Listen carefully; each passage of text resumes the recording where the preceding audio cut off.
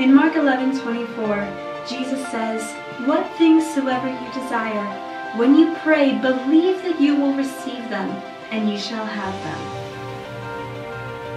Through one woman's prayers, there is now a growing community of Adventist believers in the small town of Queen Creek, Arizona, where there is currently no existing Adventist church.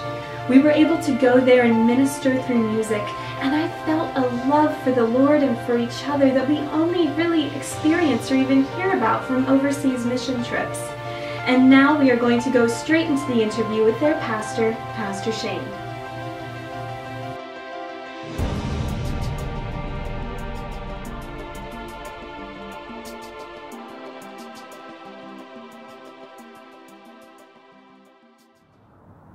Welcome to Cheese and Music. Today we had the opportunity to sing at the Queen Creek Seventh Day Adventist Church, or what they can call a group, and it was such a blessing, and we didn't want to miss the opportunity to interview Pastor Shane, who's also the pastor at the Chandler Seventh Day Adventist Church in Chandler, Arizona.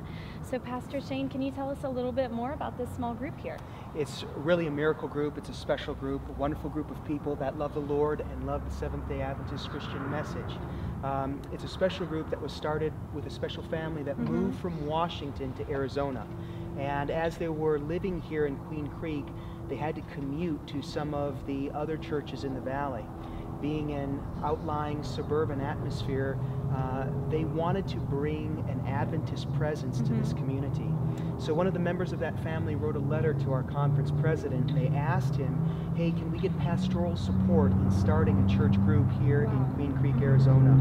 As our president took that letter and that message and the prayers of the individuals here to the executive committee, they were kind enough and gracious enough to give us that permission and that time, that license, if you will, for me to devote and divest my energies as a pastor to supporting and raising up this group. Since we've been here, we started with a small group in a home. We've had a large-scale evangelistic revelation seminar that has brought more people to our group, and God is blessing, and we continue to grow as we share the Advent message here in Queen Creek. And we focus, sometimes it's easier to focus on overseas missions and what we can do for people in other parts of the world, and that is so important, and the Lord has called people to do that ministry, but He's also calling us to reach our own backyards, to reach our neighbors. So do you have any advice for our viewers today that might be wondering, how can I reach my neighbor who doesn't seem to have any care for the Lord or what's going on? They just have everything that they need in life. What advice do you have for us to reach those people? Absolutely. You know, one time someone said something to me. They said, Shane, you may be the only Bible that someone may ever read. Wow. And I think that the best way for us to evangelize or to share our faith, sometimes first and foremost, is by action. And that is looking like, speaking like, loving like Jesus Christ. Sometimes we try and get ahead of Jesus in witnessing to people and caring for people. But if we follow Jesus' model and Jesus' example of caring for people, meeting their needs, seeing where they're hurting, and ministering to their suffering, it makes them more receptive to hearing the message that we have to share. So I would say to all of our friends, and you bring up a good point, Jessica, because America is the most secular country in the world. It is the biggest mission field in the world. Start by being, looking, loving, speaking, teaching like Jesus. Act like Jesus.